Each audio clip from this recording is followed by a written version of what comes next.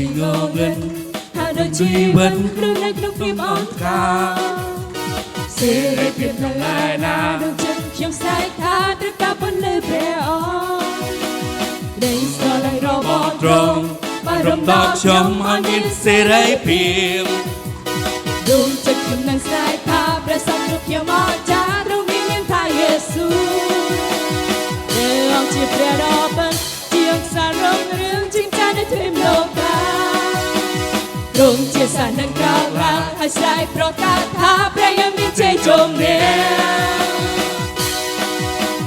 ទ្រង់ជាព្រះអង្គម្ចាស់ទ្រង់សោយរាជជារៀងរហូត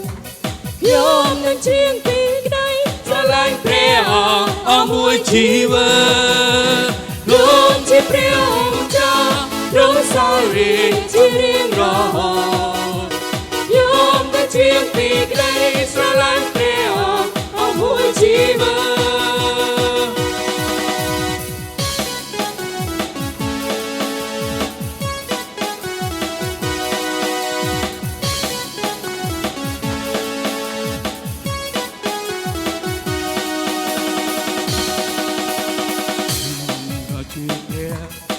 ជីវិតរស់នៅក្នុងភាពបង្ការសេរីភាពនៅឯណាដូចចិត្តខ្ញុំស្នេហ៍ថាត្រូវការពន្លឺព្រះអ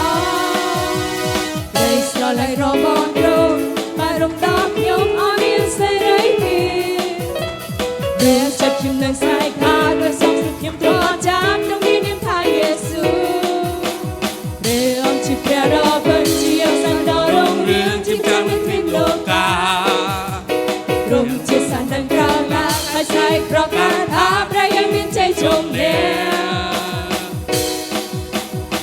ទ្រង់ជាព្រះអង្គម្ចាស់ទ្រង់សោយរាជជារៀងរហូតខ្ញុំនឹងជៀងពីក្តីស្រឡាញ់ព្រះអង្គអស់មួយជីវិតទ្រង់ជាព្រះអង្គម្ចាស់ទ្រង់សោយរាជជារៀងរហូតខ្ញុំនឹងជៀងពីក្តីស្រឡាញ់ព្រះអង្គអស់មួយជីវិតដីស្រឡាញ់របស់ទ្រង់បានរំដោះខ្ញុំឲ្យមានសេរីភាព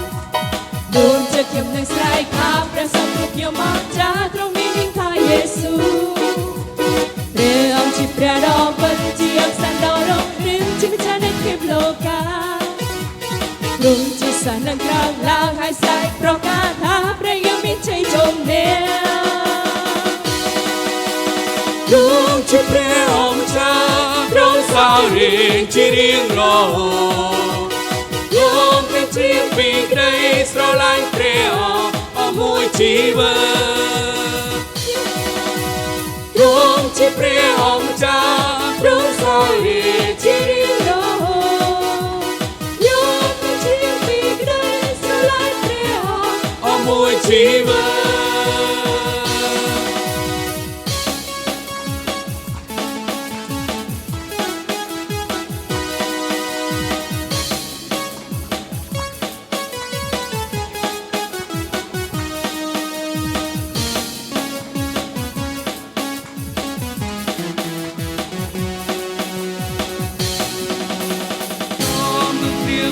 ការអស្ចារ្យបានសេរីដល់ដល់ព្រះអង្គទ្រង់ប្រជែងពីជ័យជំនះទ្រង់បានជ្រះលើសេចក្តីស្លាប់ជុំនឹងជ្រាបពីព្រះអស្ចារ្យបានសេរីដល់ព្រះអង្គទ្រង់ប្រកាសពីជ័យជំនះ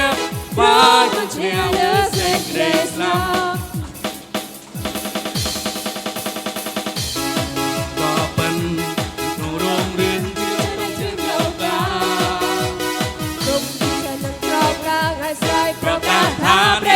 ជ័យជុំនេះម្ដងទៀត